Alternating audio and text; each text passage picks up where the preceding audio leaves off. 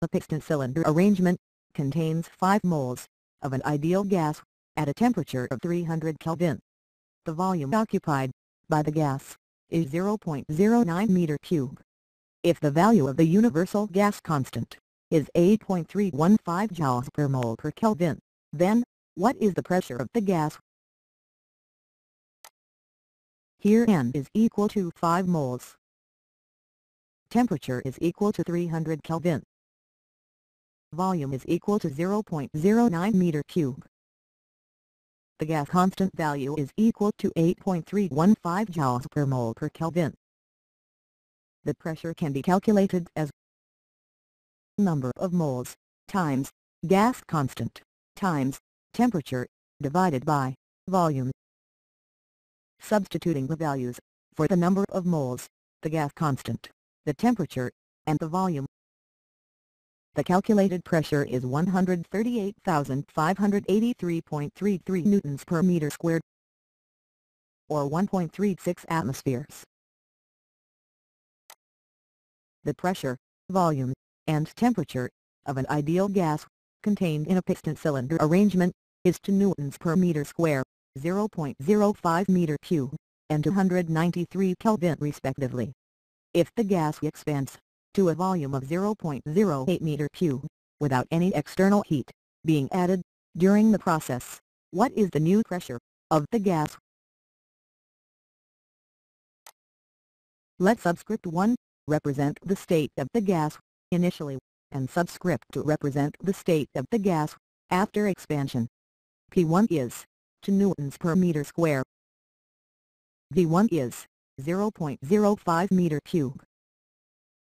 V1 is 293 Kelvin. After expansion, the volume V2 is 0.08 meter cube. Since no heat is added during the process, the temperature remains the same, so D2 is 293 Kelvin.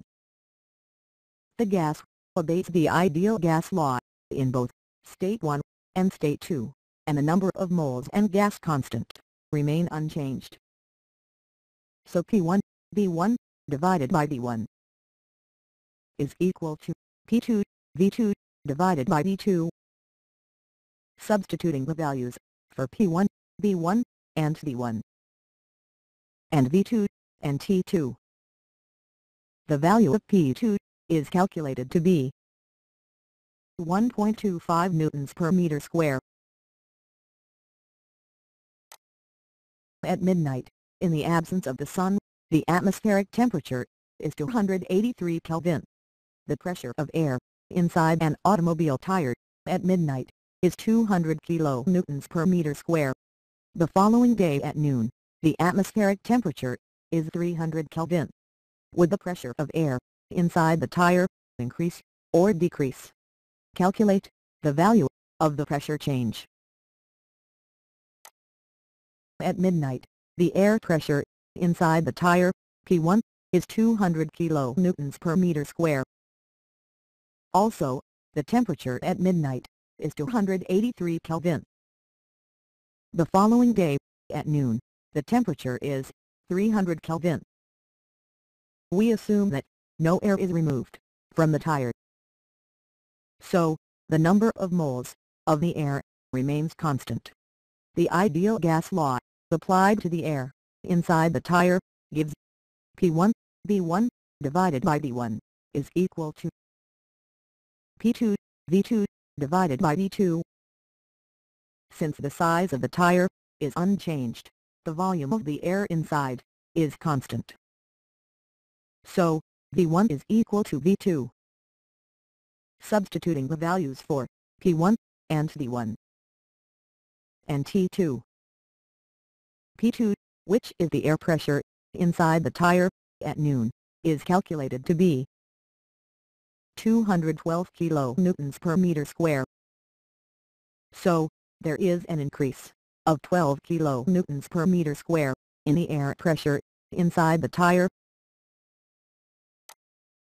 The pressure that a gas exerts on the walls of its container is due to the molecules of that gas constantly hitting against the walls of the container.